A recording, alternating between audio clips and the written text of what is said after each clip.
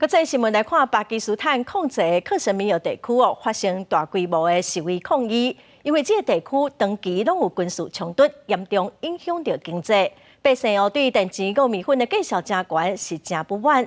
示威嘛造成警民冲突包括一个警察在内，计共有4个人死亡，上百个人受伤。落尾政府是承诺讲会来提出补贴的计划来安打百姓。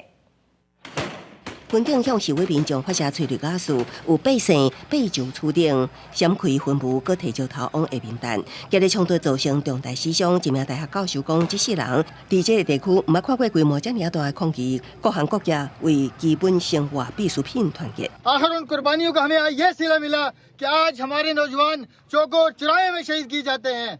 巴基斯坦控制的克什米尔地区长期军事冲突，严重削弱经济发展，高物价互百姓忍无可忍。巴基斯坦去年的通膨率40%，目前也有17%。顶礼拜六5月11日，示威团体参谋克什米尔联合人民行动委员会 （JAAC） 组成的抗议车队，向首府穆萨法拉巴德前进，要求电费面粉补贴。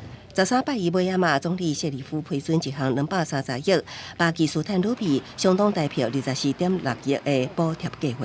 示威民众随将抗议现场变作是庆祝大会。JAAC 主席米埃甲记者讲，想要到政府派军警前来用武力解决，也有人死。呼吁店家休困，宣布10时是乌色的一天。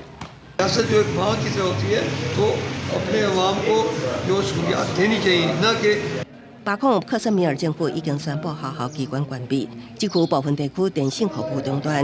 巴基斯坦政府官员伫社群媒体暗示是敌人的宣传煽动紧张局势，亲像就是咧讲印度伫幕后的放电火。